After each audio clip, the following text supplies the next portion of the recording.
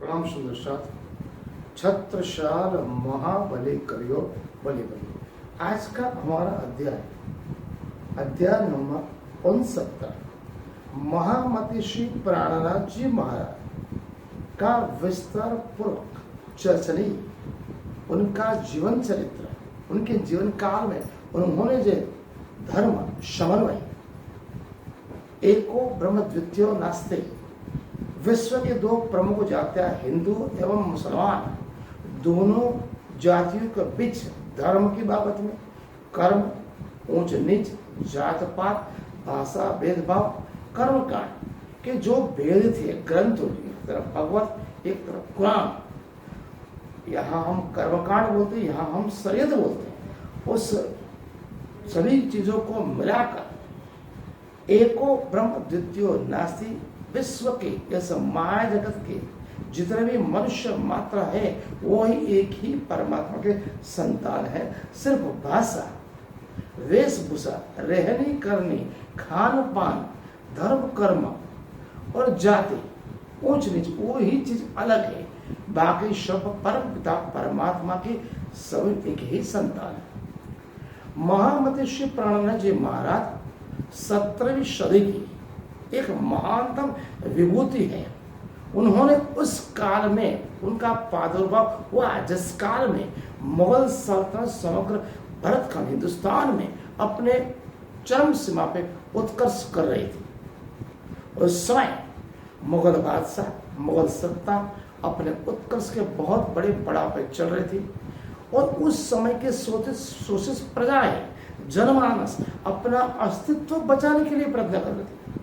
अब आप इस चीज को विश्लेषण के उस तरह के अगर आप देखेंगे कि उस समय हिंदुस्तान के जितने भी प्रजा थी वो नात जात में, भाषा भेदभाव में, ऊंच नीच में, धर्म कर्म में, पाखंडवाद में, अंधश्रद्धा में और अनेकों प्रकार के रूढ़िवादी विचारधारा को उन्होंने अपना धर्म मान लिया था।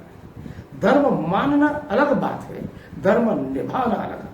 मानना मतलब कर्मकांड, पाखंड और अंधश्रद्धा और वहम होता है। निभाना मतलब हर मनुष्य एक ही परमात्मा के संतान है, उसका दुख दर्द हमें समझना है, उसके स्नेह प्रेम और करुण देना है, वही धर्म निभाना होता है। धर्म हमें एक दूसरे के साथ समन्वय, समानता सिखाता है, चाहे वो किसी भी ज्ञाति का हो, किसी भी धर्म का हो। युगों युगों से वही चीज इस भरत खंड में, हिंदू धर्म में, हिंदुस्तान में चली आ रही थी। उस सभी चीजों को मिला के सभी का स्पष्ट रूप से विस्तार विमर्श कर से प्रभु श्री प्राणनाथ ने 400 साल पहले प्रादुर्भाव किया। वो एक ऐसे नजारन संप्रदाय श्री कृष्ण प्रणामी धर्म की नींव रखी जो आज तक, आज से कितने ही युग चले जाएंगे तभी तक वो एक समानता की भावना सिखाता है। विश्व बंधुत्व नमस्कार। हमारे यहाँ हजारों युगों से ऋषि मुनियों, तपस्वियों, साधु संतों, विद्वानों ने कितने ही वाणी ग्रंथ, कितने ही ग्रंथ लिखे, लेकिन किसी भी साधु संत, महात्मा, धर्म गुरु, विद्वान ने अपनी जीवनी कभी नहीं लिखी। केवल और केवल महामती श्री प्राणनाथ जी महाराज का ही जीवन चरित्र लिखा।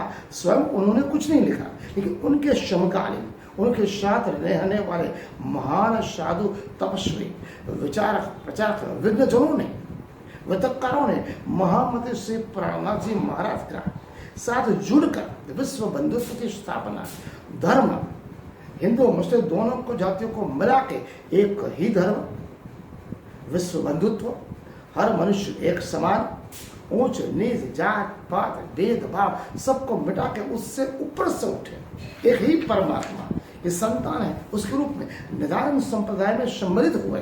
साथ साथ प्रभु श्री प्राणनाथ की वाणी एवं उनके जागृति अभियान के साथ जुड़ने के बाद उनके जर्चनी जीवन इनको उन्होंने दिने न दिने या वाका एक तैयार किया, एक ऐसा ग्रंथ जो प्रभु श्री प्राणनाथ का जीवन चरित्र था, जिन्हें हम वितक साहब कहते हैं। प्रभु श्री प्राणनाथ महामती प्राण श्री स्वामी श्री प्राणनाथ जी महाराज जागरण अभियान के साथ साथ उनका सजीव चित्रण करती है।